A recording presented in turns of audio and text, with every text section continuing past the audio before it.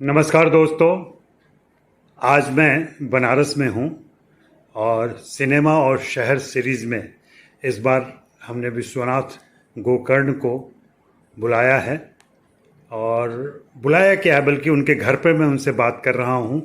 और ये बनारस के पास सारनाथ में रहते हैं। इनकी ज़ुबान में ही कहूँ तो इनकी पैदाइश और परवरिश बनारस में हुई है, यहीं शिक्षा दीक्षा हुई और शुद्ध रूप से बनारसी हैं। लेकिन जैसा कि नाम है इनका विश्वनाथ गोकर्ण, जो लोग गोकर्ण से परिचित हैं वे बहुत अच्छी तरह समझ सकते हैं कि कैसे संस्कार और कैसे भाव लेकर ये हमारे बीच हैं। और बनारस में रहते हुए, बनारस को जीते हुए, बनारस को ओढ़ते बिछाते हुए ये शुद्ध बनारसी हो चुके हैं। दक्षिण भारतीय पुट जरूर है, लेकिन मुख्य रूप से मैं इनको दक्षिण भारतीय नहीं कहूँगा। खैर, शहर और सिनेमा, ये हमारी एक सीरीज है सिनेमा हॉल पर, जिसमें हम विभिन्न शहरों के जो जानकार लोग हैं, जो वहाँ के अनुभवी हैं, उनसे जानना चाहते हैं कि सिनेमा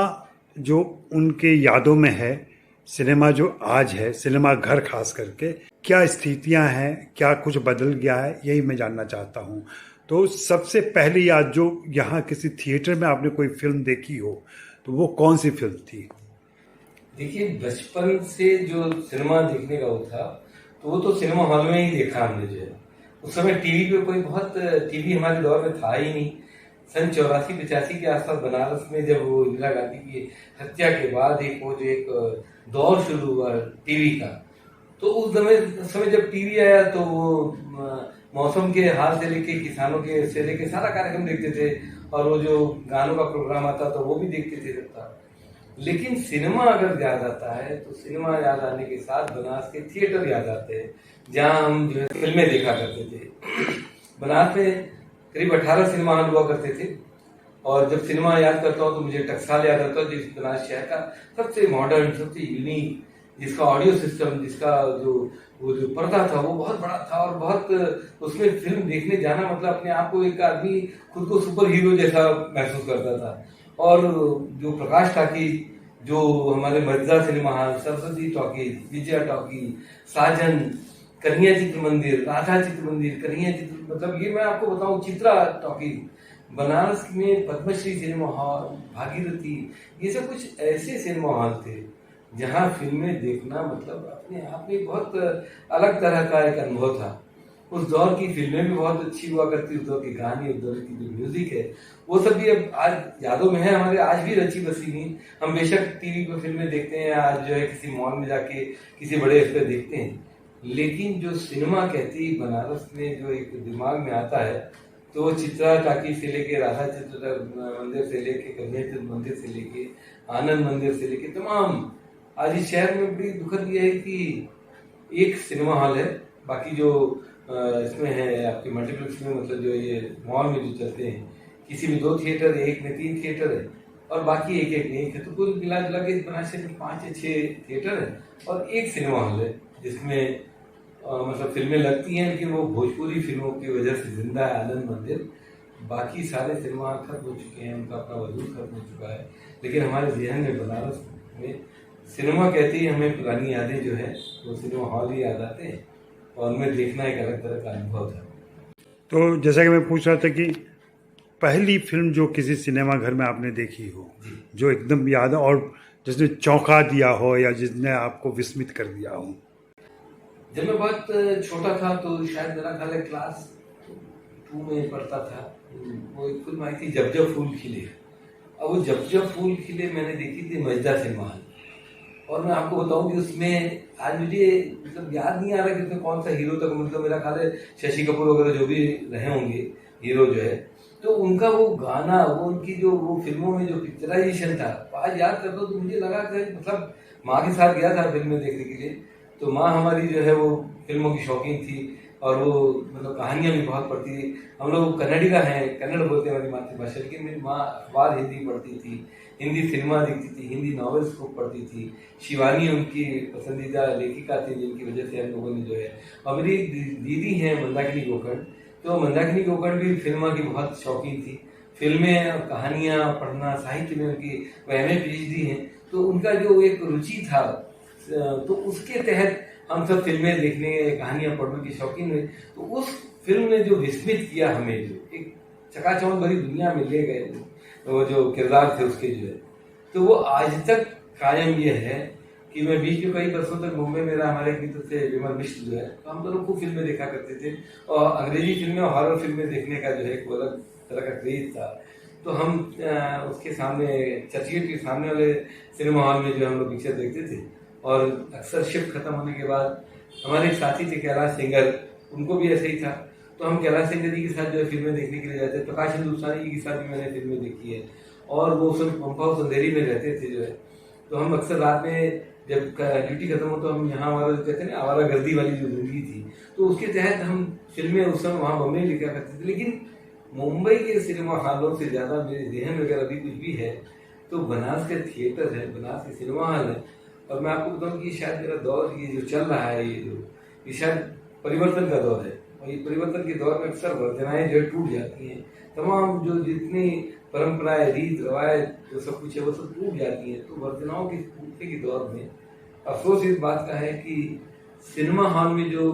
पिक्चर देखने का, सिनेमा देखने का एक जो कल्चर था वो खत्म हो रहा है। हमारे वक्त में तो मैं आपको बताऊंगा जी कि हम लोग जब जाते थे पिक्चर देखने के लिए, तो वहां से निकलने के बाद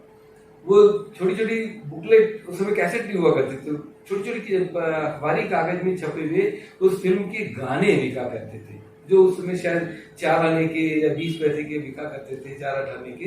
तो वो गानों की किताब में एक ही, जैसे मैंने देखा जब जब फूल खिले, तो जब जब फूल खिले या शोले जो भी फिल्म हमने देखी, तो उस फिल्म का ही गाना नहीं होता, 3-4 और फिल्मों के गाने भी होते थे, 25 पैसे के बिका करते थे। और उसको खरीदना, उसको संजो के रखना, और मतलब जो है अपनी किताब कापी जहाँ पढ़ने की जो चीजें हैं उसके साथ रखना, एक अलग तरह का क्रेज हुआ करता था। और गानों को गुनगुनाना या उसकी म्यूजिक पर सोचना कि, और उसको अपने ख्याली पुलाव में खुद के हीरो हो जाने का एक जो वो होता है ख्वाब, उसमें जीना एक अलग तरह का। जब मैं किशोरावस्था में था या एक युवावस्था की तरफ बढ़ रहा था, तो एक फिल्म आई नदिया के पार। इसी तरह सचिन की एक फिल्म आई थी जिसमें वो रामेश्वरी थी, वो फिल्म का एग्जैक्ट नाम नहीं पता, जिसमें उसको वो हो जाती है, कैंसर हो जाता है वो जो। तो वो फिल्म, उसमें वो सब जो फिल्में हैं उसके रोमांटिक उसमें डूब जाना, जैसे लगता था कि सब कुछ अपने साथ घटित हो रहा है, सब कुछ जो है वो कुछ हो रहा है। तो वो एक दौर था, और वो सिनेमा के इस दौर को अगर आप आज याद करते हो तो लगता है कि जैसे कोई परिकथाओं जैसा या कोई फंतासी दुनिया थी जिसमें हम जीते थे। अब वो मतलब लगता ही नहीं कि अपने आसपास, आज की पीढ़ी मुझे नहीं मालूम कि जो मोबाइल और यूट्यूब और इसके जो दौर चल रहे हैं, OTT के दौर, उसमें वो कैसे उसको जीते हुए या कैसे देखते हुए मुझे नहीं मालूम। लेकिन हमारे दौर में तो सिनेमा मतलब कि एक ऐसी दुनिया जो कल्पनातीत है, जिसमें पहुंचना या जिसमें विचरना अपने आप में एक बहुत अलग तरह का अलौकिक अनुभव जिसको कहते हैं आप है वो दौर। अपने किशोरावस्था या जवानी के दिनों में किसी ऐसी फिल्म को याद करें जो बहुत ज़्यादा चली हो बनारस में, जिसकी धूम मची हुई हो, और फिर उसके टिकट पाने ब्लैक ये सारी चीज़ें हुई हों, उस जमाने में तो होती थी। हाँ बहुत जी सर। एक तो शोले था, शोले जब आया तो उस दौरान शायद मैं 7th में पढ़ता था, 6th में पढ़ता था। उस दौरान शोले फिल्म का तो ऐसा क्रेज था कि फिल्म तो मतलब जाने क्या 75 हफ्ते या 100 हफ्ते चली बनारस शहर में, 2 सिनेमा में होगी, एक आनंद मंदिर में और एक प्रकाश टाकीज में, लगातार कंटिन्यूअस चली वो। उसके बाद तो उसका वो दौर आया कि शादी ब्याह के घरों में उसके कैसेट आते थे जिसमें सिर्फ डायलॉग थे। उस डायलॉग को बजाने के, जब बज जाता था शोले का डायलॉग बजने, तो सारे घर के काम काज, शादी में बारात आनी है और तमाम काम होने हैं, साहब वो कौन सुने, बारात आवत हो कि तो नहीं देखे क्यों, पहले शोले का डायलॉग देखा, बरवा का कहत हो, देखा धर्मेंद्रवा का कहत हो, अरे बचनवा ही कहत हो। तो वो जो सुनने का एक वो जो था, उसकी जो जया भादुड़ी का की जो एक बिना किसी डायलॉग के सिर्फ उसके म्यूजिक से ये अब ये आयल जया भादुड़ी आयल, ये सब जो एक वो था, तो वो बड़ा अजीब सा दौर था। एक मैं और आपको बताऊं कि एक फिल्म थी जिसमें मुझे उसका नाम नहीं याद आ रहा है, वो जो जिसमें वो थे सुनील दत्त वो जो डाकू नहीं वो थे, वो पालकी में कुछ निकलता था, दुल्हन का अपहरण हो जाता था, वो कुछ हाँ, जानी दुश्मन। जानी दुश्मन, तो वो जानी दुश्मन फिल्म का भी ऐसे ही क्रेज था। जय संतोषी माँ, उसमें तो लोग आरती में पैसा फेंका करते थे सिनेमा हॉल में। मतलब उसके बाद वो जो झाड़ू लगाने वाले हैं वो इसमें होड़ होती थी कि आज हमारा बारी हो, आज हमारा बारी हो, कैसे कल होकर पैसा ज्यादा मिला, तो वो झाड़ू लगा के जो 54 अठन्नी या 10-20 पैसे के जो सिक्के उछलते थे उसको बटोरने का जो दौर था वो एक अलग था। उस दौरान फिल्में देखने का या उसमें एक ताली बजाने का एक अलग तरह का होता है। एक फिल्म आई थी अभिमान, जिसमें गांव आते हैं अमिताभ बच्चन और उसके बाद वो गाना होता है, उसके बाद वो जया भादुड़ी जो है गाना गाते हुए नदिया में से पानी गगरा भरती है, गगरे भर के चलती, तो उसमें गाना सुनने के बाद अमिताभ बच्चन अपने कमरे में आए यूं बैठे हैं और उस समय एकदम पेन ड्रॉप साइलेंस, कुछ भी नहीं, न डायलॉग म्यूजिक कुछ नहीं। सिनेमा में अचानक से पीछे से एक आवाज आती कि लैया करारी हो।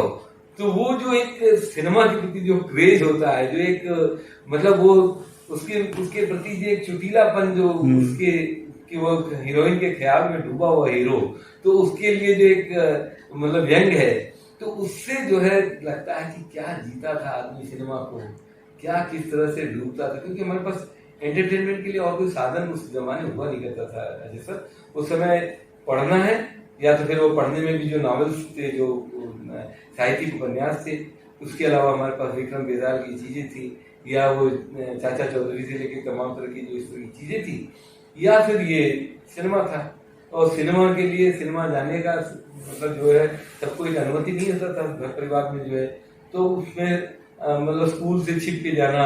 उसमें भी एक हमारे दौर में तो आज के शायद लोग सुने तो बड़ा अजीब सा लगेगा, अद्धा देखने का वो था। आधे आधे पिक्चर देखते थे हम लोग अद्धा में, कि होता ये था कि किसी के पास पैसे कम था, आज अद्धा देख ला, कल जो पैसा है तो अद्धा बाद निकल जाए, तो वो पहला हाफ शो देख लेता था, फिर उसके बाद वो उतने तक का टिकट मिलता था, वो देख के बेचने वाले लोग भी अलग होते थे। फिर अद्धा के बाद जब जैसे मान लीजिए उस समय 90 पैसे 1 रुपए का टिकट हुआ करता था, तो 50 पैसे का टिकट पे आधा देख लिया, फिर उसके बाद कई दिन बाद जब 18 जेल में आया तो फिर वो अद्धा देख के फिल्म को देखने का पूरा करने का जो एक शौक था, तो वो जो दौर था पता नहीं, मुझे शायद नहीं लगता फिर कभी आएगा, लेकिन वो जो दौर था वो सिनेमा का, उसका कोई सानी नहीं, उसका कोई उस क्रेज को शायद आज क्या भविष्य में कोई दौर पा सके, ऐसा नहीं। आपके परिवार से क्या पूरी आजादी थी कि हाँ बेटा फिल्म देखनी है तो जाओ देख के आ जाना, कोई दिक्कत नहीं? मेरे परिवार में बड़ी एक खासियत ये थी कि हम लोगों का संयुक्त परिवार था, चाचा वाचा के सबके बच्चे मिला के 12-14 बच्चे थे, और परिवार माँ ताई चाची सब, और एक हमारे मोहल्ले में एक सिनेमा हॉल था, भगवती सिनेमा हॉल। तो भगवती सिनेमा किसी जमाने में मतलब जो इसका गले का आढ़त हुआ करता था, उसके गोडाउन को लोगों ने सिनेमा हॉल बना दिया था, गली के बाहर ही था, कथुआपुरा विशेषण जो है, तो उसमें और जहाँ के भी हम जाते थे तो उसमें होता था कि पूरा परिवार एक साथ जाए, 18 लोग 20 लोग एक साथ जाते थे, सारा पूरा परिवार, और जाने के पहले वो मूंगफली दाना तमाम तरह की चीजें, समोसा समोसा ये सब लेके जाते थे कि वहां बाहर कौन जाएगा, क्योंकि वो देखिए उस दौरान खाली पिक्चर ही नहीं देखना होता था, पिक्चर के बीच में जो इंटरव्यू में जो विज्ञापन आते थे, फलाने की चंपा, सफेदी की चंपा, ऐसी वैसी, उसको भी देखने का एक अलग तरह के, तो उसको उस मतलब समोसा लेने कौन जाएगा, बाहर कोई नहीं जाएगा, तो माँ का फरमान था कि जो भी जाएगा, दीदी का फरमान था कि कोई नहीं जाएगा, इसलिए जो भी लेना पहले खरीद लो और वहां जाके इंटरवल में खाओ, और वो सफेदी की संस्कार इससे भी ज्यादा उससे भी ज्यादा वो भी दिखे, या वो ललिता जी आज ये कहाँ है, वो विज्ञापन जो आता था वो भी देखना है, तो वो पूरा पूरा परिवार हमारा सब जाता था। तो हमें ये कोई ऐसा नहीं हुआ कि हम अद्धा देखें चोरी से जाएं, लेकिन हमारे बहुत सारे साथी, हमारे अगल बगल के जो लोग थे, वो बहुत सारे ऐसे लोग थे जो चोरी सीख के, हमारे बहुत सारे साथी ऐसे थे, दोस्त थे, जो घर से जाके चोरी से फिल्में देखते थे, पिटते भी थे, बहुत मार खाते थे, लेकिन सिनेमा जो है वो एक आदमी के अंदर एक ऐसी बेचैनी क्रिएट कर रखा था उस दौर में कि वो आज सोचिए तो आज शायद, क्योंकि देखिए उस दौर में जो फिल्में थी वो किसी राजनीतिक घटनाक्रम से बहुत ज्यादा प्रभावित नहीं होती थी, उसमें जो जीवन की जो कहानियां थी वो आसपास घटित होती हुई चीजों की होती थी, या जो गानों के जो बोल थे, जो संगीत था, वो सब कुछ अपने आसपास का था। अभी मैं परसों हमारे मित्र ओम प्रकाश जी उनके साथ किसी काम के सिलसिले में मुंबई से आए थे, तो मैं उनके साथ गया था जफराबाद, तो जफराबाद में एक जगह जब मैं वहां पहुंचा, वहां कोई मंदिर था जो है रामेश्वर महादेव। उस रामेश्वर महादेव के पास जब मैं पहुंचा तो मुझे लगा कि यहाँ कहीं कुछ देखा है, क्यों देखा, कैसा लग रहा था। तो अचानक गांव के लोगों ने बताया कि भैया इस सिनेमा में देख लियो होगा। तो हमका सिनेमा में बताया कि नदिया के पार की शूटिंग पूरी इस गांव में हुई है। तो ये जो आप सही नदी देख रहे हो, नदी में जो नाव खेने की जो बात है, कौन दिशा में लेके चला रहे बटोहिया जो है, वो इसी सही नदी में नाव किया गया, इसी मंदिर में दिखाया गया, सारी चीजें हुई। उस गांव के आसपास 40 साल पहले देखी हुई चीजें अगर किसी एक खुशबू से, एक किसी महक से, या किसी एक आसपास की चीजों के देखने से अगर याद आ जाती हो, तो मेरा ख्याल है कि ये सिनेमा के एक वजूद अपने आज तक कायम रहने का एक बहुत बड़ा उदाहरण है कि क्या हमारे जीवन पे इतना प्रभाव पड़ा सिनेमा का, या आज भी कायम है उसका वजूद कि हम जब कहीं जाते हैं तो वो ख्याल में आता है कहीं कुछ तो है जो मेरे आसपास का है। और जब पूछता हूँ तो पता चलता है कि नदिया के पार में देखा होगा आपने। तब मुझे याद आ जाता है 40 साल पहले की बात है कि जब हम ये सब चीजें देखा करते थे।